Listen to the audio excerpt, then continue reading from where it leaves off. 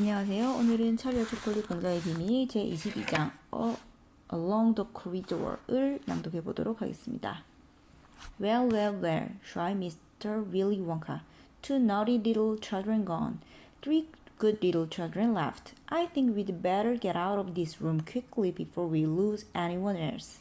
But Mr. Wonka, said Charlie Bucket anxiously, will Violet Bullard ever be all right again, or will she always be a blueberry? They'll be dejuiced her in no time flat, declared Mr. Wonka. They'll lower her into the dejuicing machine, and she will come out just as thin as a whistle. But will she still be blue all over? Asked Charlie. She'll be purple, cried Mr. Wonka. A fine rich purple from head to toe. But there you are. That's what comes from chewing disgusting gum all day long. If you think gum is so disgusting, said Mike TV, then why do you make it in your factory? I do wish you won't mumble, said Mr. Wonka. I can't hear a word you're saying. Come on, off we go. Hurry up, follow me. We're going into the corridor again. And so saying, Mr. Wonka scuttled across the far end of the inventing room and went out through a small secret door hidden behind a lot of pipe and stuff. The three remaining children, Bulbasaur, McTeevee, and Charlie Burkett, together with the five remaining grown-ups, followed after him. Charlie Burkett saw that they were now back in one of those long pink corridors with many other pink corridors leading out of it. Mr. Wonka is rushing along in front, turning left and right and right and left, and Grandpa Joe was saying, "Keep a good hold of my hand, Charlie. It would be terrible to get lost in here." Mr. Wonka was saying, "No time for any more messing about. We'll never get anywhere at the rate we'll be going." And on his rush down the endless pink corridors, with his black top hat perched on the top of his head and his plum-colored velvet coattail flying out behind him like a flag in the wind. They passed another door, then another and another.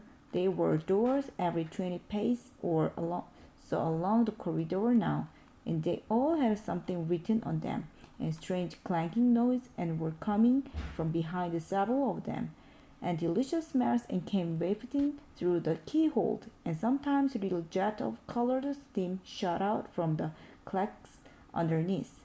Grandpa Joe and Charlie were half running and half walking to keep up with Mr. Wonka, but they were able to read what it said on quite a few of the doors as they hurried by.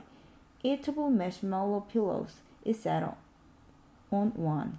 "Marshmallow pillows are terrific," shouted Mr. Wonka as she dashed by. "They'll be all the rage when I get them into the shop. No time to go in. Lickable wallpaper for nurseries," it said on the next door. "Lovely stuff, lickable wallpaper," cried Mr. Wonka, rushing past. "It has pictures of fruits on it. Bananas, apples, oranges, grapes, pineapples, strawberries, and snowberries." "Snowberries," said Mike TV. "Don't interrupt," said Mr. Wonka. "The wallpaper has pictures of all these fruit printed on it, and when you lick the picture of a banana, it tastes of banana. When you lick a strawberry, it tastes of strawberry, and when you lick a snowberry, it tastes just exactly like a snowberry. But what does the snowberry taste like?" "You were mumbling again," said Mr. Wonka. "Speak louder next time. On we go, hurry up."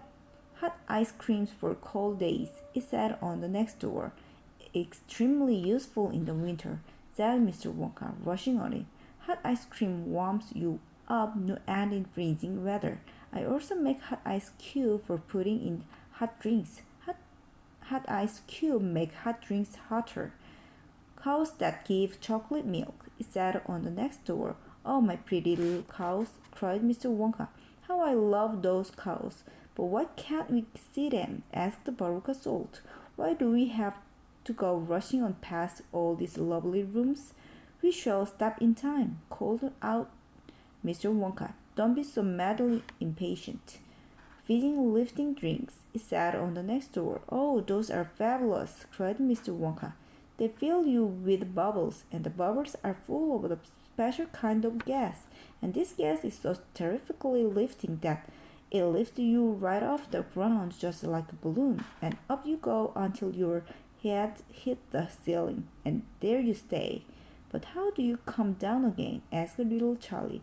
You do a burp, of course, said Mr. Wonka. You do a great big long road burp, and up comes the gas, and down comes you. But don't drink it outdoors.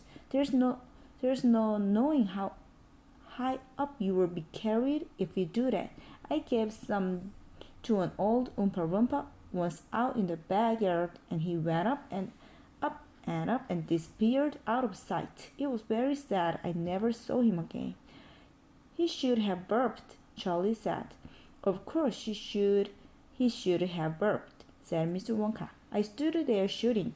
Burp, you silly ass, burp, or you'll never come down again. But he didn't or couldn't or wouldn't. I don't know which. Maybe he was too polite. He must be on the moon by now. On the next door it said, Square candies that look round. Wait, cried Mr. Wonka, skidding suddenly to a halt. I am very proud of my square candies that look round. Let's take a peek. 들어주셔서 감사합니다.